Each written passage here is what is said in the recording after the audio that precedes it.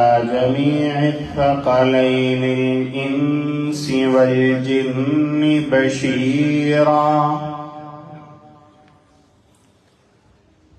بشيرا ونذيرا وداعيا إلى الله بإذنه وسراجا منيرا وعلى آله وصحبه وأهل بيته وسلم تسليما كثيرا كثيرا. أما بعد، فقال الله تبارك وتعالى في كلامه المجيد وفرقانه الحميد: هو الذي أرسل رسوله بالهدى ودين الحق ليظهره على الدين كله وكفى بالله شهيدا. محمد رسول الله والذين معه أشداء على الكفار رحماء بينهم تراهم ركعا سجدا يبتغون فضلا من الله ورضوانا سيماهم في وجوههم من أثر السجود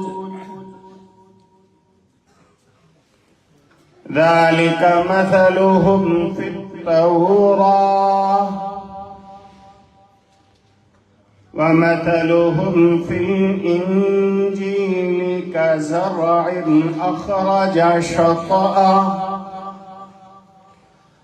أخرج شطأه فآزره فاستغلظ فاستوى على سوقه يعجب الزراع ليغيظ بهم الكفار. وعد الله الذين آمنوا وعملوا الصالحات منهم مغفرة وأجرا عظيما. صدق الله العظيم. اللهم صل على محمد وعلى آل محمد كما صليت على إبراهيم وعلى آل إبراهيم إنك حميد مجيد. اللهم بارك على محمد وعلى آل محمد كما باركت على إبراهيم وعلى آل إبراهيم إنك حميد مجيد. علم محمد صلی اللہ علیہ وسلم، علم محمد، عدل محمد، پیار محمد، ساری اعلیٰ قدروں کا شہکار محمد صلی اللہ علیہ وسلم.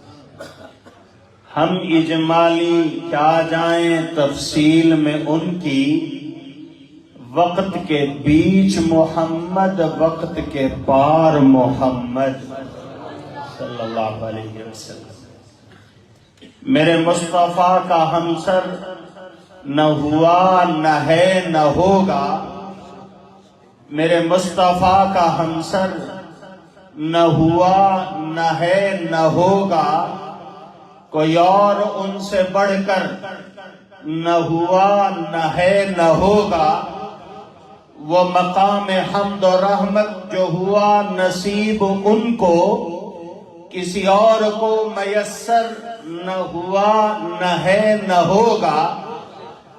ہو پسینہ جس کا خوشبو میں گلاب سے بڑھ کر، ہو پسینہ جس کا خوشبو میں گلاب سے بڑھ کر، کوئی اور ایسا جسم اطہر نہ ہوا نہ ہے نہ ہوگا۔ انتہائی واجب الاحترام حضرات علماء کرام، قرائے عظام، معزز سامعین گرامی قدر، ہمارے انتہائی محترم مکرم حضرت اقدس حضرت مولانا محمد فاروق صاحب اور سننے والے تمام خواتین و حضرات، اللہ رب العزت کی توفیق سے جامع مسجد معاویہ میں ہمارے عزیز بھائی محترم جناب ملک محمد عامر صاحب، اللہ رب العزت ان کے علم میں، ان کے عمر میں، ان کے رزق میں برکتیں نصیب فرمائے۔ ان کی کاوشوں سے یہ خوبصورت محفل تحفظ ختم نبوت کے عنوان سے معنون ہے۔ دعا ہے کہ اللہ رب العزت کچھ ایسا کہنے کی توفیق نصیب فرمائے جو ہم سب کے لیے اس دنیا میں فلاح اور آخرت میں نجات کا ذریعہ ہو۔ جیسا کہ آپ نے سنا کہ اس محفل میں اصل خطاب اور بیان برادر اکبر شیخ الحدیث و تفسیر حضرت اقدس حضرت مولانا زبیر احمد صدیقی دامت برکاتہم العالیہ کا ہونا تھا، لیکن ان کی علالت اور بیماری کی وجہ سے مجھے حکم ملا کہ میں حاضر ہو کر کچھ عرض کروں۔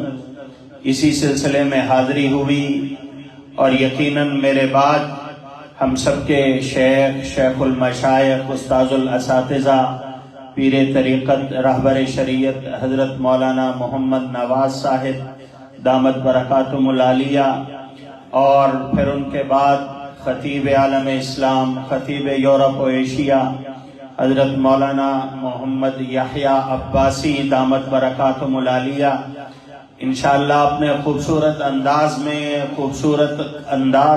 خوبصورت کلام میں، خوبصورت طرز میں ہمیں اللہ کی وحدانیت، آقا علیہ الصلوۃ والسلام کی سیرت اور آقا کے صحابہ و اہل بیت کا تذکرہ سنائیں گے۔ دعا ہے کہ اللہ رب العزت ہمیں اس محفل سے جھولیاں بھر کر جانے کی توفیق عطا فرمائے۔ یہ محفل، یہ مجلس، یہ پروگرام، اس کا عنوان میرے آقا علیہ الصلوۃ والسلام کی ختم نبوت سے جڑا ہے۔ اس کے عنوان میں آقا کے صحابہ اور اہل بیت کا تذکرہ ہے۔ یقیناً اگر ہم غور کریں اور اس پر سوچنا شروع کریں کہ کائنات میں اللہ نے سب سے زیادہ عزت، سب سے زیادہ شرف، سب سے زیادہ مقام، سب سے اونچا مرتبہ، سب سے اونچی شان کس کو عطا کی ہے، اگر ہم مخلوقات میں غور کرتے ہیں تو ہمیں قرآن کریم واضح طور پر ہماری رہنمائی کرتا ہے۔ قرآن بتلاتا ہے کہ اللہ نے بڑی مخلوقات بنائی، گننے والوں نے گننا شروع کیا، کوئی 18,000 تک پہنچا، کوئی 70,000 تک پہنچا، لیکن اللہ کی ان تمام مخلوقات میں اللہ نے جس کو شرف عطا کیا، جسے مقام عطا کیا، جسے بلندی عطا کی، جسے مرتبہ عطا کیا، جس کو اللہ نے ساری کائنات کا مخدوم بنایا، جس کے لیے اللہ نے اس پوری کائنات کو سجایا، ہمیں ان مخلوقات میں یہ مخلوق نظر آتی ہے جس کو بنی آدم کہا جاتا ہے، جسے حضرت انسان کہا جاتا ہے، جس کو بشر کہا جاتا ہے، جس کا تعلق آدم کی اولاد سے ہے۔ اللہ نے کہیں اعلان کر دیا وَلَقَدْ كَرَّمْنَا بَنِي آدم وَحَمَلْنَاهُمْ فِي الْبَرِّ وَالْبَحْرِ، کہ ہم نے مخلوقات میں آدم کی اولاد کو سب سے زیادہ عزت عطا کی ہے، سب سے زیادہ عظمت عطا کی ہے۔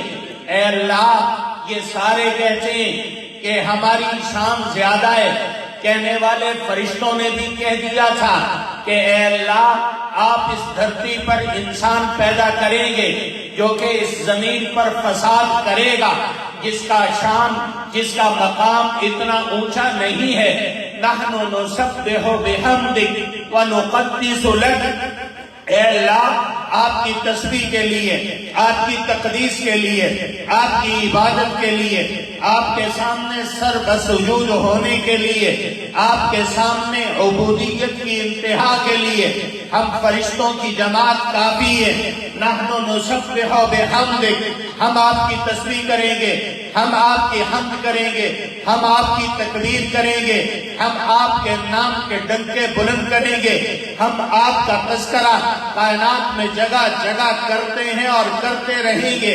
اے اللہ، آپ یہ انسان کو کیوں پیدا کر رہے ہیں؟ انی جاعل فی الارض خلیفہ، یہ زمین میں خلافت کا نظام کس لیے قائم کیا جا رہا ہے؟ اللہ نے اعلان کر دیا تھا، انی عالم ما لا تعلمون، میں جانتا ہوں تم نہیں جانتے، میرے علم میں ہے تمہارے علم میں نہیں ہے۔ میرے سامنے اس انسانیت میں جہاں وہ لوگ ہیں جو اس زمین پر فساد پھیلائیں گے، وہیں پر اس انسانیت میں، آدم کی اس اولاد میں موجود وہ شخصیات بھی ہیں کہ جن کا چہرہ دیکھ کر فرشتے بھی رشک کیا کریں گے۔ سبحان اللہ۔ وَلَقَدْ كَرَّمْنَا بَنِي آدم، ہم نے آدم کی اولاد کو عزت عطا کی، مقام عطا کیا۔ اے اللہ، عزت تو فرشتوں کی جو آسمانوں میں رہتے ہیں، عزت کچھ لوگ کہتے ہیں کہ عزت والے جنات جو بڑے کام کر لیتے ہیں، کچھ نے کسی اور مخلوق کو عزت دی، کچھ نے کسی اور مخلوق کو عزت دی۔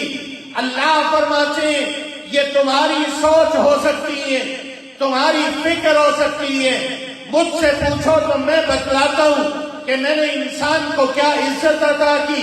کہیں فرما دیا خلق لکم ما فی الارض جمیعا، او آدم کی اولاد، تم نے کبھی اس پہ غور نہیں کیا کہ اللہ نے کائنات کی ہر مخلوق کو تمہاری خدمت کے لیے متعین کر دیا ہے۔ سبحان اللہ۔ حتیٰ کہ اللہ کے فرشتے یہ بھی انسان کی خدمت پر متعین، لہو معقبات، اللہ فرماتے ہیں کہ میں نے فرشتوں کی ڈیوٹیاں لگا دی ہیں، صبح بھی آتے ہیں، شام بھی آتے ہیں۔ ان فرشتوں کی ذمہ داری یہ ہے کہ یحفظونہ من امر اللہ، کہ یہ اللہ کے حکم سے انسانوں کی حفاظت کرتے ہیں۔ کہیں پہ فرمایا وَحَمَلْنَاهُمْ فِي الْبَرِّ وَالْبَحْرِ، ہزاروں مخلوقات ہیں، کمزور مخلوقیں بھی ہیں، طاقتور مخلوقات بھی ہیں۔ توجہ کیجئے گا، آپ کو کہیں پہ نظر نہیں آئے گا کہ ایک مخلوق دوسری مخلوق کو بطور سواری کے استعمال کرتی ہو۔ توجہ میری طرف، وَحَمَلْنَاهُمْ فِي الْبَرِّ وَالْبَحْرِ، کہیں نظر نہیں آئے گا کہ ایک مخلوق دوسری مخلوق کو بطور سواری کے استعمال کرتی ہو۔ جبرائیل فرشتوں کے سردار ہیں، آسمان سے دنیا پہ آتے ہیں، دنیا سے آسمانوں کی طرف جاتے ہیں، ان کی کوئی سواری نہیں ہے۔ اللہ نے ہر مخلوق کو بغیر سواری کے بنایا۔ یہ ایک حضرت انسان ہے کہ اللہ نے بہت ساری مخلوقات کو اس کی سواری بنا دیا ہے۔ سبحان اللہ۔ یہ ظاہری کرامت، ظاہری عزت، ظاہری مقام، شکل بنائی تو قسم کھا لی، والتین والزیتون وطور سینین وہذا البلد الامین۔ اللہ فرماتے ہیں مجھے انجیر کی قسم، یہ تین جہاں انجیر کی قسم کھائی، والتین والزیتون، مجھے انجیر اور زیتون کی قسم، یہ انجیر اور زیتون جس مقام پر ہوتے ہیں اس مقام پر اللہ نے اپنی کتاب انجیل کو نازل کیا تھا، اس مقام پر اللہ نے اپنی کتاب زبور کو نازل کیا تھا۔ یہ وہی خطہ ہے جسے آج ہم فلسطین کہتے ہیں، یہ وہی شہر ہے جسے آج ہم القدس کہتے ہیں، یہ وہی مقام ہے جہاں پر جبل زیتون موجود ہے، یہ وہی جگہ ہے جہاں پر اللہ کے بہت سارے نبی آئے، یہ وہی مقام ہے جہاں پر اللہ کے برگزیدہ بندوں نے اللہ کی عبادت میں شب و روز صرف کیے تھے، دن اور رات اللہ کی عبادت میں مشغول ہوئے تھے۔ یہ وہی مقام ہے جہاں اللہ کے نبی حضرت داؤد بیٹھ کر جب اللہ کی تسبیح کیا کرتے تھے تو اللہ نے ان کی آواز میں یہ تاثیر رکھ دی تھی کہ یا جبال اوبی معہ والطیر، وہ جب رب کی تسبیح کرتے تھے تو ان کی آواز میں پہاڑ بھی اپنی آواز ملاتے تھے، پرندے بھی اپنی آواز ملا کر اللہ کی تسبیح کیا کرتے تھے۔ سبحان اللہ۔ اللہ کہتے ہیں مجھے اس علاقے کی قسم، وطور سینین، مجھے طور سینا کی قسم جہاں پر اللہ کی کتاب تورات نازل ہوئی، وَهَذَا الْبَلَدِ الْأَمِينَ، مجھے اس شہر امین کی قسم، مکہ کی قسم جہاں پہ اللہ نے اپنی آخری کتاب قرآن کو نازل کیا ہے، جہاں تورات اتری اس جگہ کی بھی قسم، جہاں انجیل اتری اس جگہ کی بھی قسم، جہاں زبور کا نزول ہوا اس جگہ کی بھی قسم، جہاں قرآن نازل ہوا اس کی بھی قسم۔ یہ چار قسمیں کھا کر اللہ نے اعلان کر دیا تم ساری کائنات کو تلاش کرو، تم چاند کو خوبصورت کہتے ہو، تم چاند کو خوبصورت کہتے ہو، دیکھنے والے مور کو بڑا خوبصورت کہتے ہیں، دیکھنے والے پہاڑوں کے نظاروں کو بڑا خوبصورت سمجھتے ہیں، دیکھنے والے جھیلوں میں گھرے ہوئے جھرنوں کو بڑا خوبصورت سمجھتے ہیں۔ اللہ کہتے ہیں کہ میں ان کی قسمیں کھا کے کہہ رہا ہوں لَقَدْ خَلَقْنَا الْإِنسَانَ فِي أَحْسَنِ تَقْوِيمٍ، میں نے انسان کو فرشتوں سے بھی زیادہ خوبصورت سانچے میں ڈال دیا ہے۔ سبحان اللہ۔ ظاہری کمال انسان کو اچھا ہے۔ میں یہیں پہ ایک بات عرض کرتا ہوں، یہ جو ظاہری کمالات ہیں یہ چہرے کی خوبصورتی ہے، یہ جسم کی خوبصورتی ہے، یہ ظاہری عزت، لوگوں کے ہاں مقام، مرتبہ، شان، اللہ کی مخلوقات کے ہاں عزت کس کے اندر ہے؟ کس کے اندر ہے؟ کہتے ہیں انسان کے اندر ہے۔ ہم اپنے آپ کو انسان سمجھتے ہیں، لوگ اپنے آپ کو انسان سمجھتے ہیں۔ ارے انسان دیکھنا ہے تو تمہیں مدینہ میں آنا پڑے گا، مکہ کے در یتیم کو دیکھنا پڑے گا۔ انسانیت اپنے کمال میں جو پہنچتی ہے، توجہ، انسانیت اپنے کمال میں جو پہنچتی ہے، اللہ کا نبی، پیغمبر، رسول، انسانیت کا کمال ہوتا ہے۔ انسانیت مکمل طور پر ایک نبی کے اندر موجود ہوتی ہے۔ لوگ اپنے آپ کو کامل انسان سمجھتے ہیں، حقیقت میں عام انسان کامل انسان نہیں، اس لیے کہ اس کے بارے میں تو اللہ نے فرما دیا ثم رددناہ اسفل سافلین، اس کی حالت تو یہ ہوتی ہے کہ یہ گھٹیا سے بھی گھٹیا بن جاتا ہے، کمتر سے بھی کمتر ہو جاتا ہے، سب سے نچلے طبقے سے بھی نیچے گر جاتا ہے۔ اگر تم نے کامل انسان دیکھنا ہے تو نبیوں کے دروازے پہ آنا پڑے گا۔ سبحان اللہ۔ اور پھر اس ایک کامل انسان کو جب دیکھا تھا، کہتے ہیں آج کے ہمارے نوجوان یہاں موجود ہیں، کہتے ہیں کہ حسن دیکھنے والی آنکھ، بہت سی آنکھیں حسن دیکھتی ہیں، لیکن حسن کا جو سب سے زیادہ ادراک ہوتا ہے، سب سے زیادہ احساس ہوتا ہے، یہ احساس خواتین کو ہوتا ہے۔ عورتوں کی آنکھ میں اللہ نے یہ صلاحیت رکھی ہے، یہ پہلی نظر میں پہچان لیتی ہیں کون کتنا حسین ہے، کس کے اندر کتنی اعلیٰ صفات ہیں، کس کے اندر کمزوری موجود ہے۔ وہ دیکھیے ایک کامل انسان جو غلام تھا، جو نوکر تھا، عزیز مصر کے گھر میں خدمت گزار تھا، جب اس پر مصر کی شہزادیوں کی نگاہ پڑتی ہے تو وہ قسم کھا کے کہتی ہیں سبحانک ما ھذا الا ملک، سبحانک ما ھذا بشر ان ھذا الا ملک کریم۔ انہوں نے بشریت اور انسانیت اپنے آپ میں سمجھی تھی، جب انسانیت کا کمال یوسف کے چہرے میں نظر آیا تو قسم کھا کے کہنے لگی یہ انسان نہیں فرشتہ ہے۔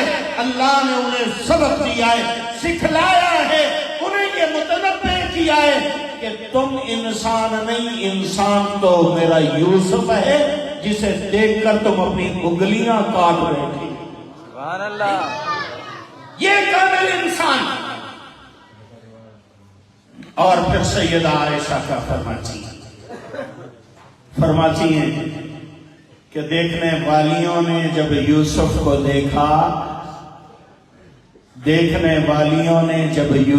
دیکھا، تو انگلیاں کاٹ دی، اور جن آنکھوں نے میرے آقا کا دیدار کیا ان کی گردنوں سے خون کے فوارے نکلے اور وہ خوشی سے نعرے لگاتے ہوئے گئے فزت ورب الکعبہ، رب کعبہ کی قسم میں کامیاب ہو گئے۔ سبحان اللہ۔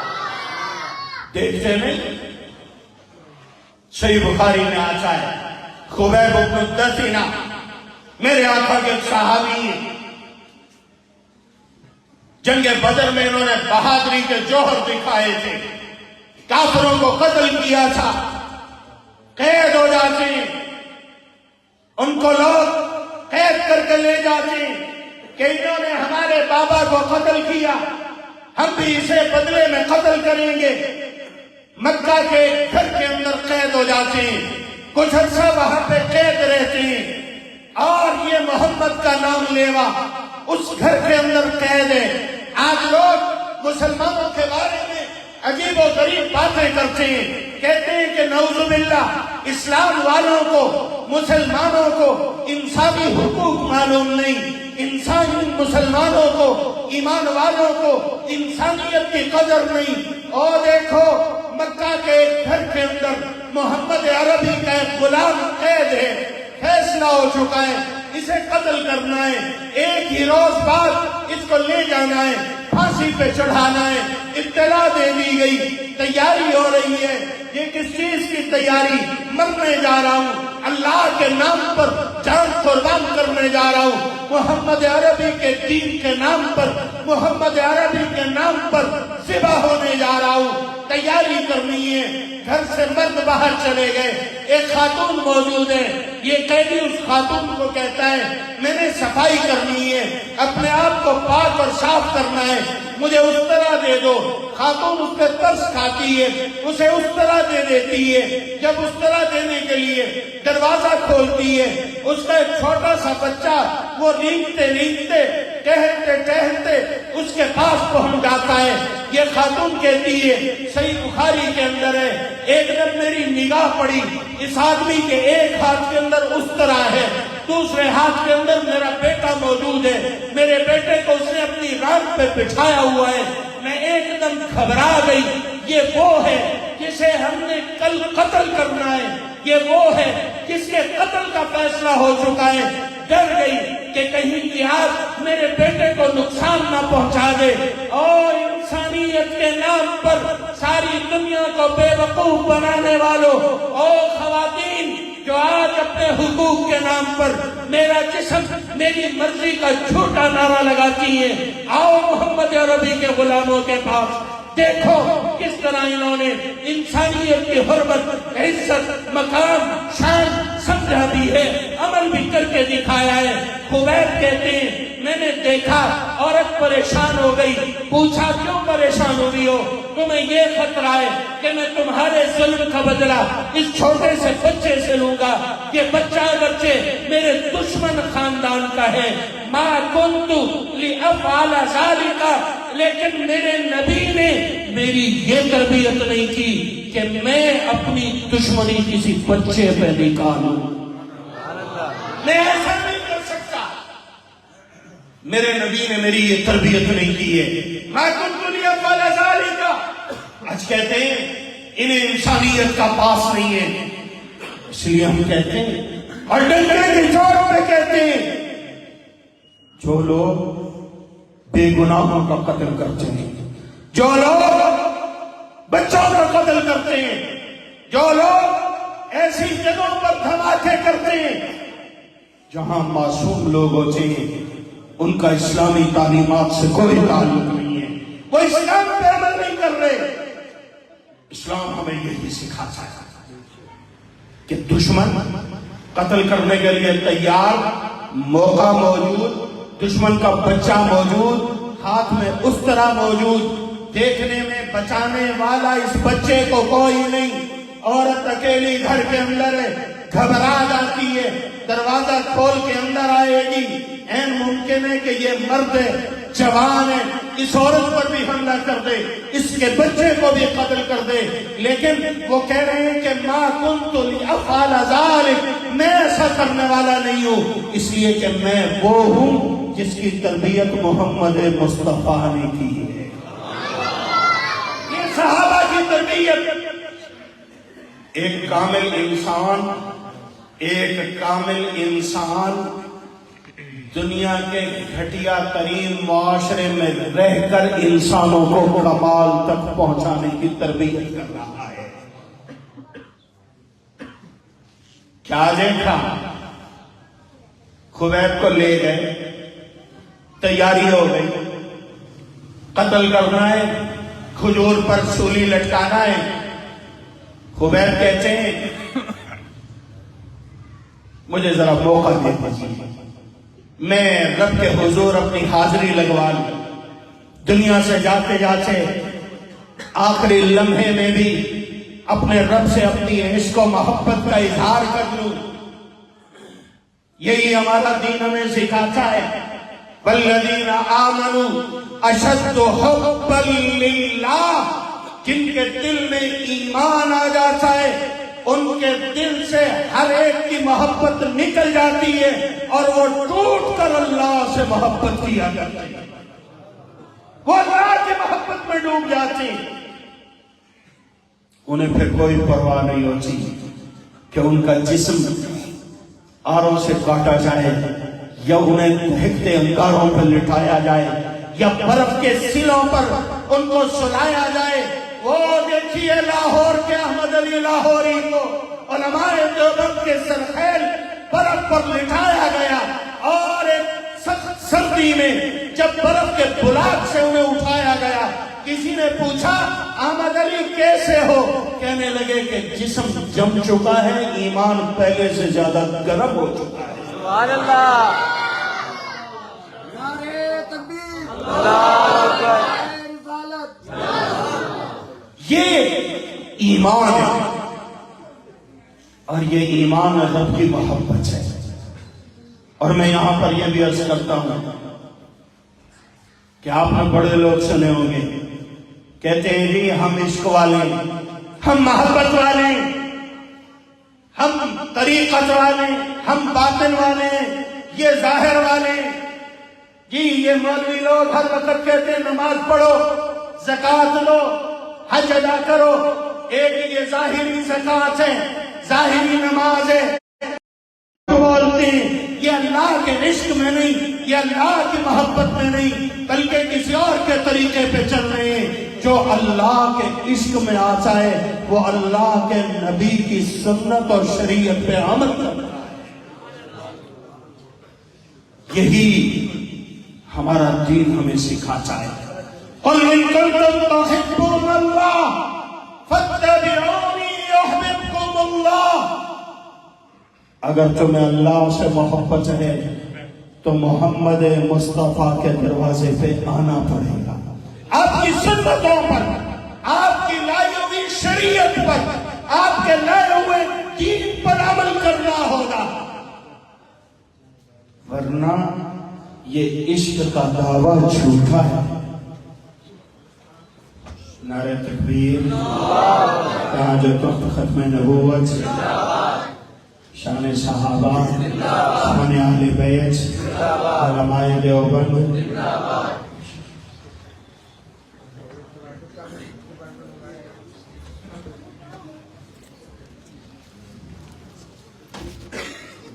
नारे तकबीर, अल्लाहु अकबर, शान सहाबा जिंदाबाद, मकाम सहाबा जिंदाबाद, अज़मत सहाबा जिंदाबाद, रुफ़े सहाबा जिंदाबाद, अबू सुफियान बिन अमीर मुआविया जिंदाबाद, शान हक चार यार। मैं हजरत की तशरीफ आवरी पर अपनी बात मुकम्मल करता हूँ। हजरत की मौजूदगी में कुछ कहना यकीनन बेअदबी है। अल्लाह रब्बुल इज़्ज़त हजरत का साया हमारे सरों पर तादेर कायम व दायम रखे। हजरत खुबैर अल्लाह और उसके रसूल की मोहब्बत में डूबे हुए हैं। किसी ने कह दिया कि तुम्हारा क्या ख्याल है कि आज इस जगह पर तुम ना होते, मोहम्मद होते, तुम्हारी जान बच जाती। वो कहने लगे कि तुम ये कहते हो कि मेरी जगह मोहम्मद जान कुर्बान करते, मुझे तो ये भी गवारा नहीं कि आका के तलवों में कांटा चुभे और उसके बदले में मेरी जान बच जाए। मुझे तो ये गवारा नहीं। लस्तु बाली हिना उक़्तलु मुस्लिमा अला अय्यि ज़ंबिन काना लिल्लाहि।